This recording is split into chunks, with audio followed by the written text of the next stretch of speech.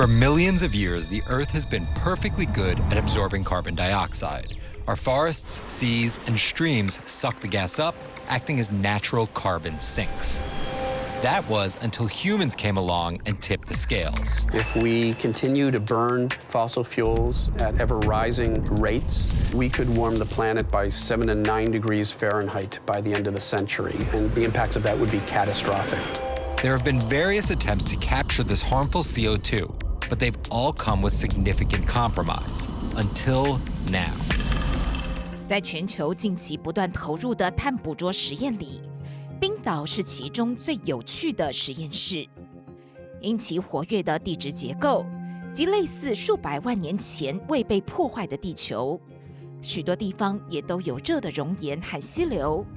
于是，有着21世纪炼金术士称号的地质学家，打从2012年开始，便在冰岛西南方最具代表性的地质结构上头，搭起一系列管线和好几颗银色球状物。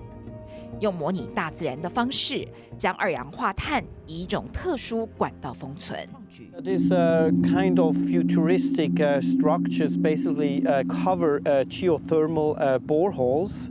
And specifically here on this site, we re-inject CO2 and H2S, greenhouse gases, produced by the geothermal power plant into the geologic subsurface for permanent storage. 这项名为碳固定的计划，选在全球最大地热发电厂之一海勒西迪发电厂落脚。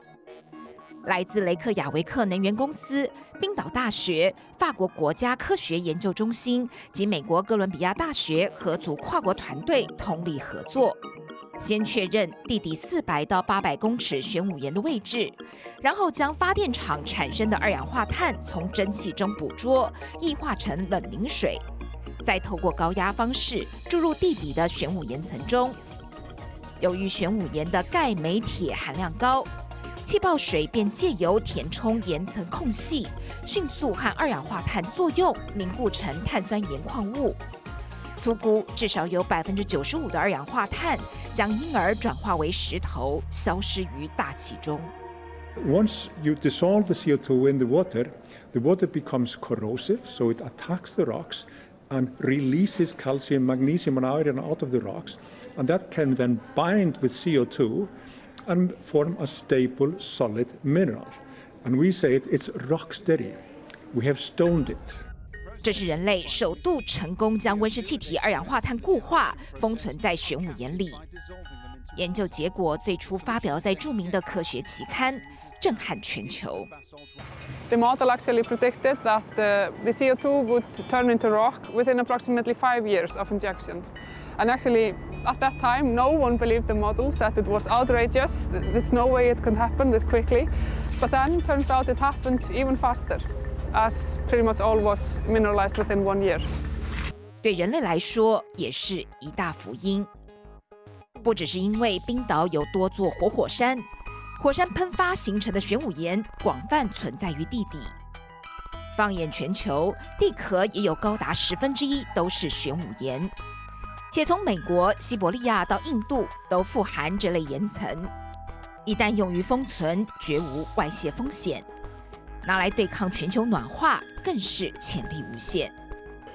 And you can take this to other industries, like aluminum smelters, where they emit SO2, where they emit hydrogen fluoride, where they emit CO2, and you can do the same thing.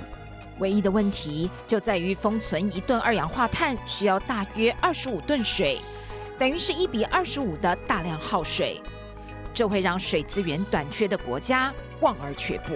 So we are doing experiments with seawater, where we dissolve the CO2 in seawater and inject it, because if we are able to use seawater, there we have endless supply of water, and there is a lot of reactive rocks located nearby coastal lines, and of course within the oceans. 有鉴于冰岛这项碳封存计划，仅在实验阶段便已成功将发电厂二氧化碳排放量降低1/3，相当于将12000吨的二氧化碳以这样的方式封存地底。越来越多科学家正先后奔赴前往确认，此法是否真正可行。取法自然解决问题，人类正回归原始，找寻地球延续的生机。